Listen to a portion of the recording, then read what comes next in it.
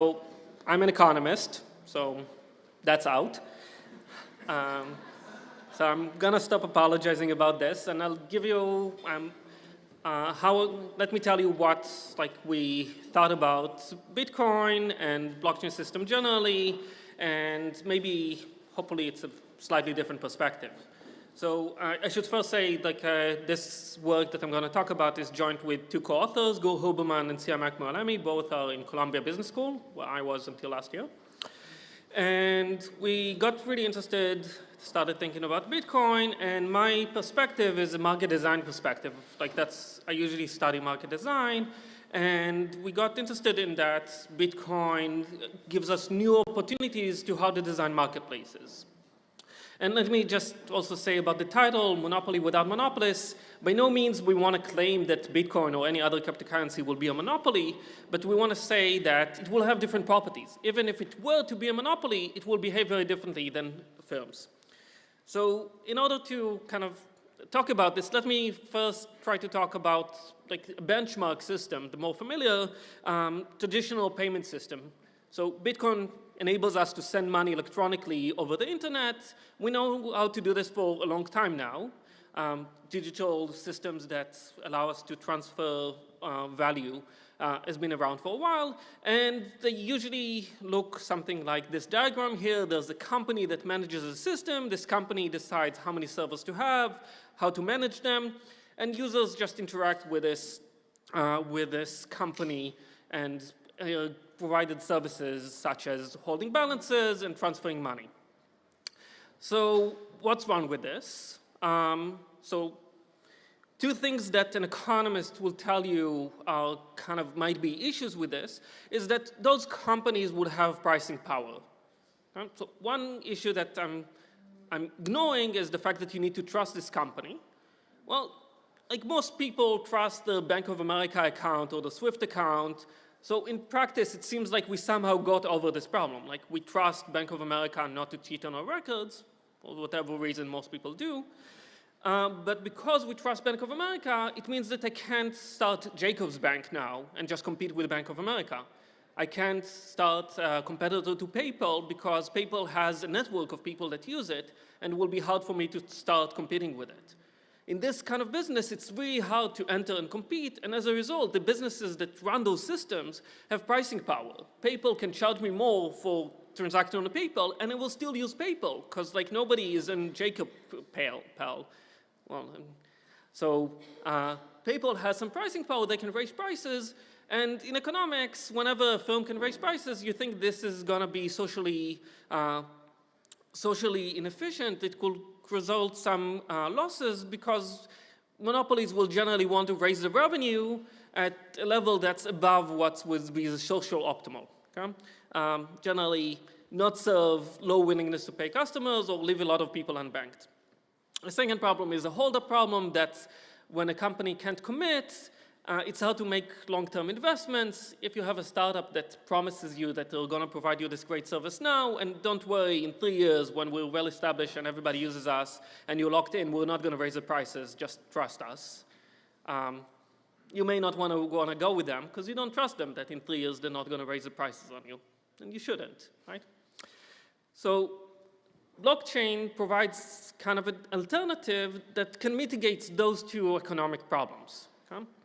And to tell you maybe a description of how to think as an economist at the marketplace for that blockchain facilitates, let me do 2 steps. Okay? So first, users get the same kind of services approximately. You can have an app on your phone, you can hold a balance, you can make transfers using this app. Okay? So for users, you get very similar functionality. But from the provider side, it's very different. You can think of Venmo as the bus company, while Bitcoin is Uber. So in Venmo, there's dedicated servers that process all the transactions. In Bitcoin, anybody can be the server that processes the transactions and provide the infrastructure for the system. So in that sense, we sort of decentralized this into sort of a two-sided platform where anybody can be now a service provider. Anybody can provide the computing power to the network. But we go a step further than Uber now, Because in Uber, there's still an entity that controls all the network, all this marketplace. And Uber can decide on changes in pricing, or what are the rules, or how to allocate drivers to riders. In Bitcoin, there's no company that owns the marketplace. In Bitcoin, the marketplace is determined by the protocol rules, and for the purposes of this talk, I'm going to think about this as fixed, as like we have the blockchain protocol that we have, whether it's Bitcoin or Ethereum or whichever protocol that you want. This is something that's fixed, and nobody has a power to change it. And this will entail a different market structure. So we're going to ask the standard economic questions about this two-sided market, about this marketplace. Under the firm, we know that the firm will get to set the rules, get to set prices, and will control the amount of infrastructure, how many servers it needs, according to whatever specification the firm needs. What will happen under Bitcoin? Under Bitcoin, we'll have a two-sided marketplace where we'll have service provided by the miners, and there's going to be something that determines their compensation and how much users will pay. So what we do in this paper is to just go through the Bitcoin protocol and say what will be the compensation to miners in the equilibrium that will result under the rules set by the Nakamoto blockchain protocol. What will be the level of infrastructure? And third, how much infrastructure will there be? And just to highlight like the results that I'm going to detail a bit more further in a few slides, the amount of infrastructure that will be deployed by Bitcoin, how much mining we'll have, will be determined by an entry and exit condition and the revenue, how much in total is paid to miners. And how much is paid to miners is going to be, of course, the block reward. And the other part that we're going to focus on is how much transaction fees users are going to pay, which is going to be something that's going to be modeled pretty well by congestion pricing. Okay? And as a result of those two things, the amount of infrastructure, the amount of mining in the Bitcoin network is going to vary over time and fluctuate, and basically nothing in the rules of the system makes sure that the amount of mining is appropriate or optimal in whatever consideration you have. Okay? So I'm going to try to highlight some good properties of this protocol, but also some things that may require more considerations, and we'll have some design suggestions towards the end. Okay? Okay. So I guess here there's no reason to talk about how Bitcoin works, but let me just glean a few properties that will be important for the economic structure of this two-sided market. So first, in Bitcoin, users choose whatever transaction fees they want to pay, and this is visible to the miner. On the miner side, the miner can decide which pending transactions to process. And overall, all the miners together try to generate blocks, and by a lot of trial, a lot of hashes that are roughly modeled as independent trials, altogether, the arrival rate of new blocks is going to be 10 minutes on average, but the distribution is going to be a Poisson distribution, and there's going to be randomness between the inter-arrival of two blocks. Because of the difficulty adjustment, more infrastructure, more mining power does not result in more capacity on the network. So I'm going to talk about pre-SegWit Bitcoin, just to be concrete. And during this period, you could process 1 megabyte of transaction data per 10 minutes on average, regardless of how many miners you have. So more miners will maybe get you more security in some sense, but not more transaction processing capacity. And last, I'm going to assume free entry and exit. So this is a simplification that makes the modeling easier. Of course, this is a stylized assumption with caveats that if you want to ask me after, I'm happy to talk further about what happens when we consider ASICs or something more complicated. But I'm going to think of miners as just renting the equipment and entering and exit as they wish. Okay. So when I translate this to an economic model, I have the following model. So I'm going to count how many miners there are by computing units. And there may be some miners that are big and have a cost advantage. If somebody has a mining rig in Iceland, that's perfectly fine. all I need is that there's a lot of small miners that can potentially enter with some cost of mining. Think of this cost of mining as I'm renting a mining rig for 10 minutes. What's my cost if I want to rent a mining rig for 10 minutes on the open market? I'm going to call this CM. Okay?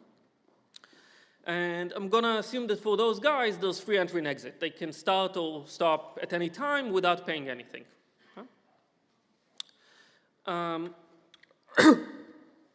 Altogether, the system adds new block to the blockchain at rate mu. Each block will process k transactions.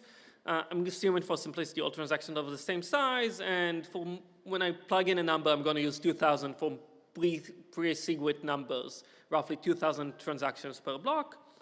And together, those two numbers say that the system's capacity is k times mu. The system can process, on average, 2,000 transactions per 10 minutes. On the user side, I'm going to think that the users get some reward from using the system, which is this R. This may be high or low. You can think that some people will really want to use Bitcoin because they want to buy something on the darknet and they don't really have any alternative way of buying it. So the value of sending this transaction is really high.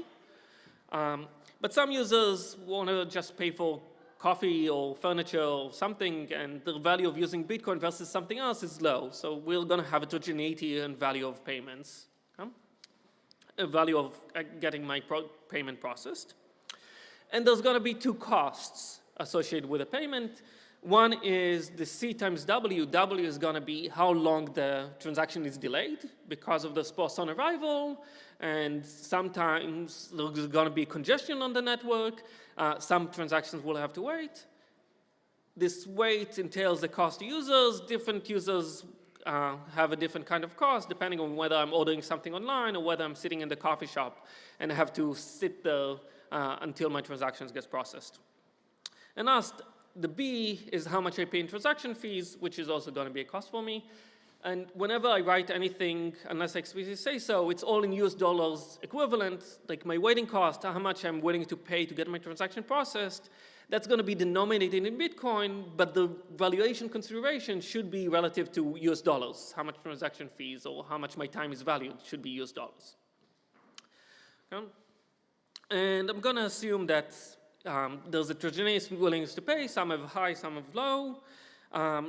And this is independent of the user's willingness to cost of waiting C.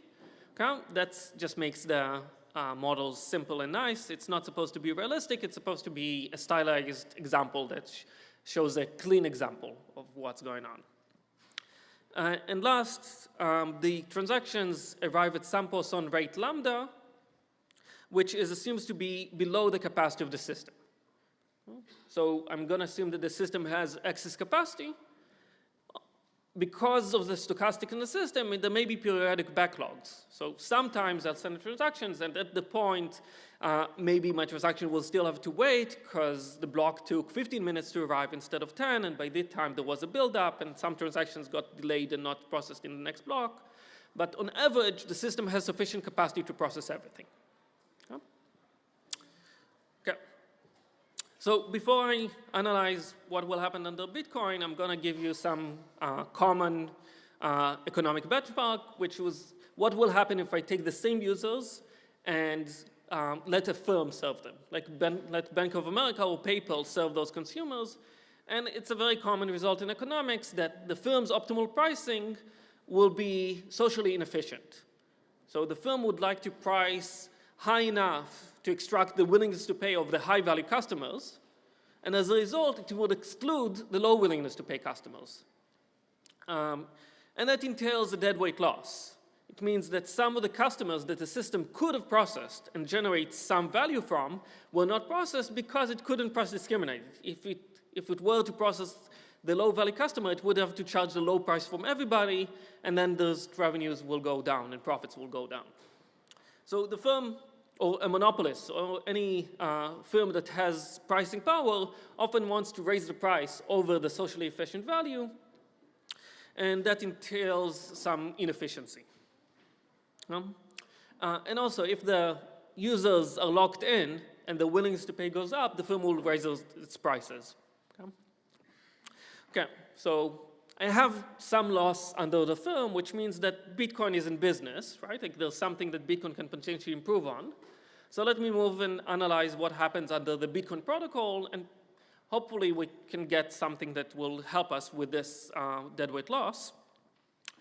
So I'm going to start by asking what the miners do. So in Bitcoin, there's going to be two sides, what the miners do, what the users do. I'm going to start with the miners, because what they do is actually pretty simple, and then that allows me to solve the other side easily.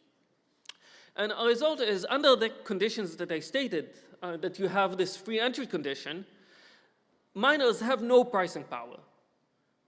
So miners cannot affect how much users will pay for their transactions, and are kind of acting like price takers. So this is probably not surprising if you think that all the miners are really small, because if I'm a small miner, I can't really do much, right? The only thing I can say is I can threat users that if they post low transaction fees, I'm not going to process their transaction.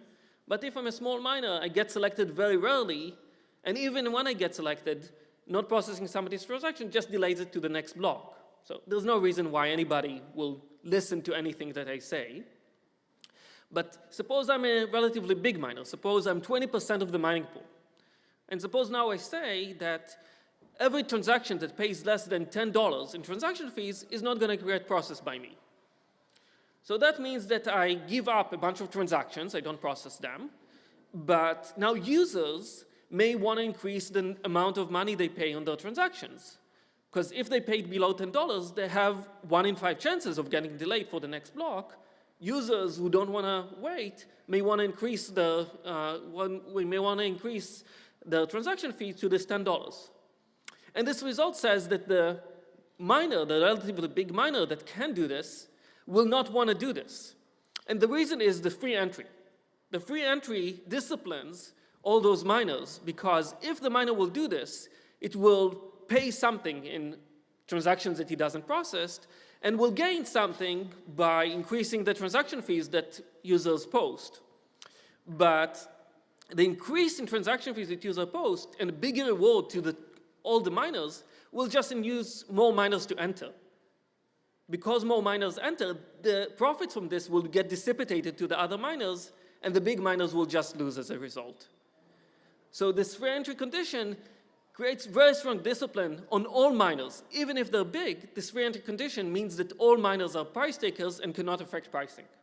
Okay? So what do miners do? All the miners just process the highest paying transactions until they reach the block capacity, or all of them if they can process everything.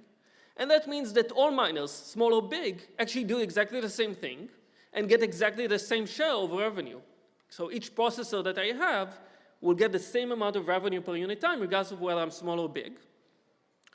How much revenue per miner will I have? Well, the revenue comes from two things. One is the total transaction fees that user post. And the second is the number, like the amount of new coins that the system prints and gives the miners. So the revenue that they get from the transaction fees is going to be denominated in dollars. I'm going to think of the dollar equivalent of this and denote by rev. The second part is the coins. The coins are going to be denominated in the currency, in Bitcoin, and that will be subject to fluctuations in the exchange rate. Okay? So that's the only place where I have an exchange rate compensating the miners via this coin reward will mean that the compensation will fluctuate over time because of the exchange, and therefore both, I show later, hopefully I'll get to this, both as a result will be volatile and the number of miners will fluctuate. But whatever this number is, it's just shared equally per processor. And that just gives me that if the free entry holds, it must be that the marginal miners break even, and that gives me how much revenue, how the revenue in the system will give me the number of miners, the number of equivalent mining units that are deployed by the system. Okay, so what is this revenue number? For that, I need to go to the user side, this is the equation for the user. User wants to first decide whether he's in or out, whether I want to send my transaction or try to use another means of payment. If I send my transaction, I need to trade off how much I pay in transaction fees versus how much I bear delays. And we get that because miners all act in the same way and all process the top K transactions, the users actually don't care how many miners there are. Regardless of how many miners, they see it as a congestion queuing game where blocks arrive at rate K, at rate mu, and whenever a block arrives, the K highest paying transactions will get processed, or basically my transaction fees is paying for priority. If I pay more, I get more higher priority in transaction processing. And we can characterize this function, how much the delay, how does the delay look like, and we can solve for the equilibrium payment. How much should I pay depends on how everybody else pays. The equilibrium of this will give us the following properties. One is that if willingness to pay is high enough, if my value of sending the transaction is high enough, it doesn't matter. Okay? Once it reaches some threshold, I don't care what it is, and all the users participate.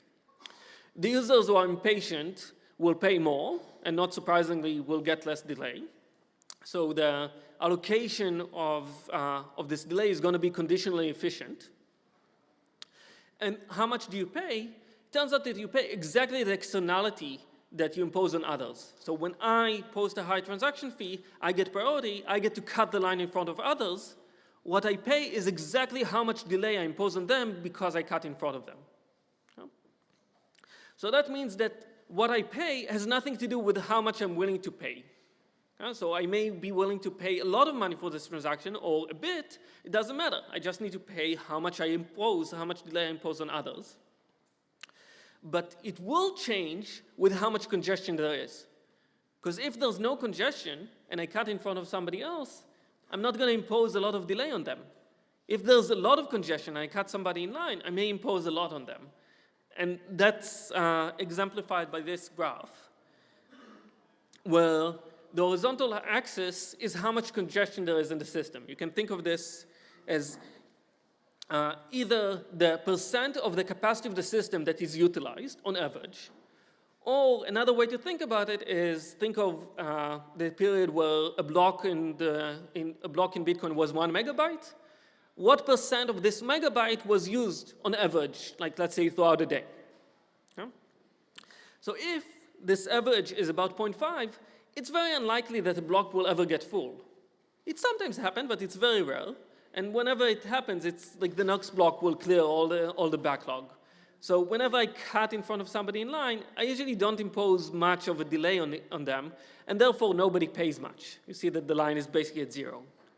But when I approach 100% utilization, where blocks are almost always full, and I cut in front of somebody in line, and I create some congestion, then like it takes a lot of time until the backlogs will get resolved, and therefore I can potentially impose a lot of delay on somebody else by taking their place, the last spot in the block, and the payments explode.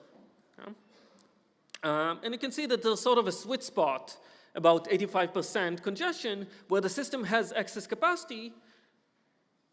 The system has excess capacity, but because of the randomness, there's still going to be delays.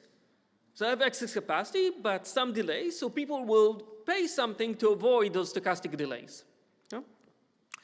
So I told you this is kind of the theoretical motivation, and this is something that's actually common in a lot of stochastic systems. Let me just add on top of it the data. So now what I did is just add blue dots, where each one of those blue dots is 1 day in the Bitcoin blockchain during the period before SegWit. And we calculated the horizontal position of the dot is what percent of the 1 megabyte blocks were full during this day on average. So how much of the capacity of the blockchain was utilized a day.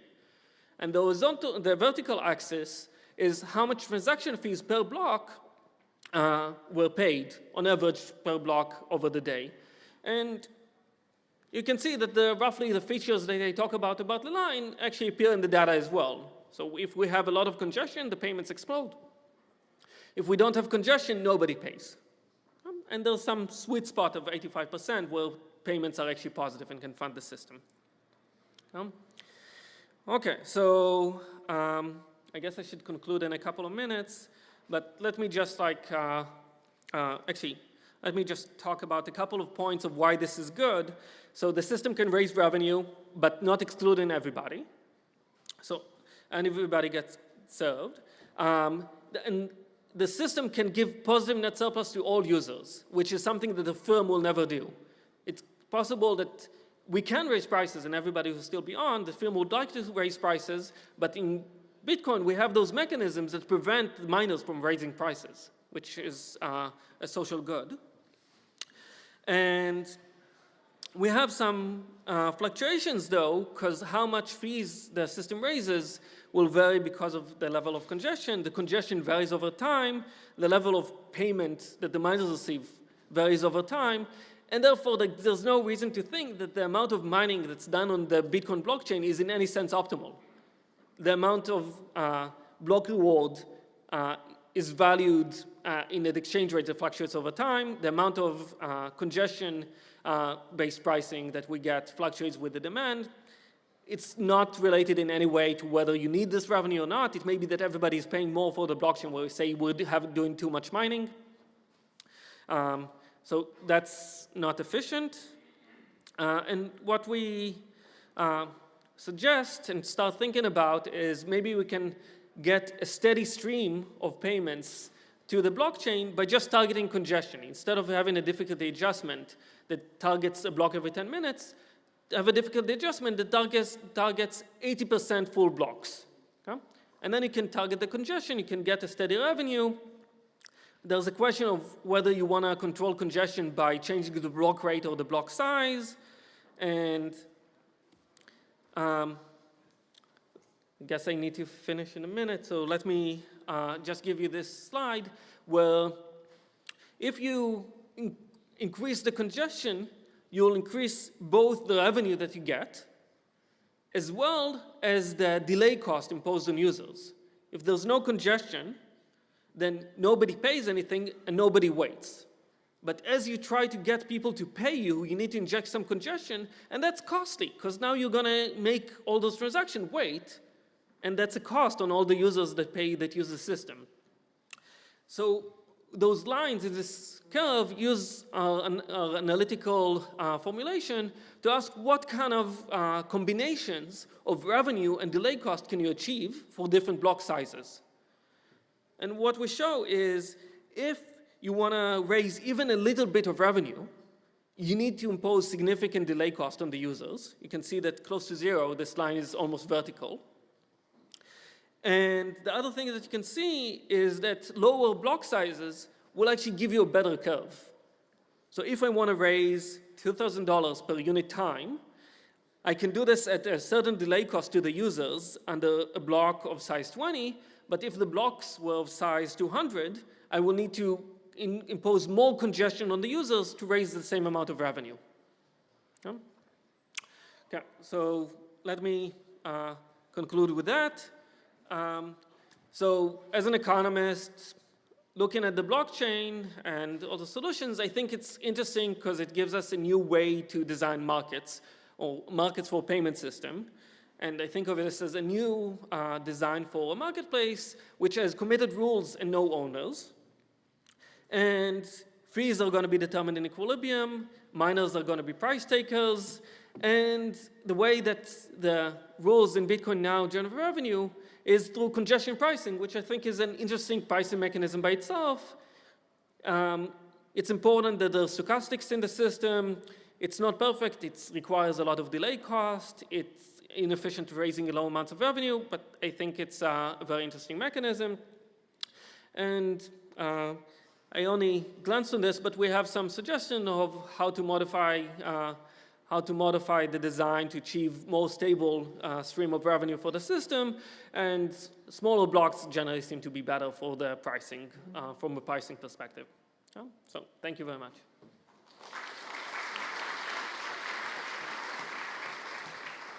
Okay, thank you for a nice talk, for the coverage coming here as an economist.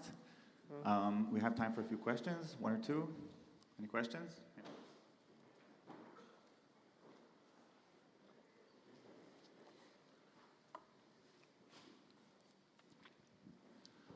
In other markets, more mature markets, typically they handle these kind of tail events by buying and selling options. And I wanted to get your opinion.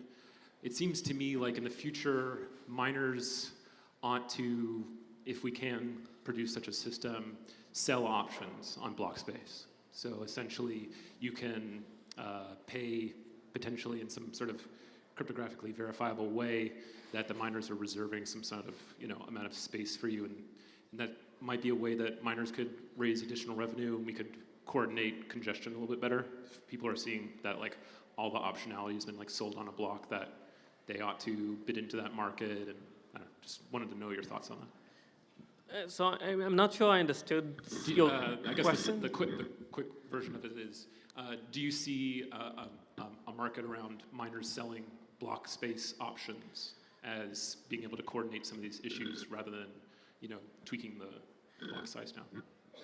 So I'm happy to understand more, but like you need, whatever you do, there's going to be some payment from the users of the system to the service providers in the system. And you can structure it in options, you can structure it in many ways, but you have to have some rules in the system that will say how much money are we going to transfer from the users of the system to the infrastructure providers.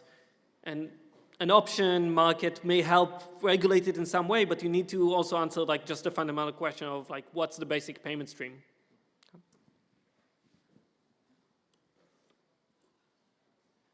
So from an economic perspective, what's the benefit of a smaller block size? Like you said, design modifications? So one of the, like I skipped this slide, sorry, but if you can think of this blockchain as maybe less efficient computational environment because the decentralization is costly, we need to do all this mining, but on the other hand, we get a competitive landscape. We get a place where we don't have one company that can decide on pricing, we can get the system that operates by a lot of miners that are interchangeable. So you can think about this roughly as building 2 power plants in the city and letting them compete. It's costly to build 2 power plants, but it's costly to have 1 power plant that can change like the prices of electricity in the city. How much is each option costly? That depends on different kind of stuff. Same here in blockchain. You can think that if welfare loss from firms not serving or pricing too high and not serving low value customers, then it's going to be worth it to impose something like a blockchain here. Yeah. Okay, let's thank the speaker again. Further questions offline.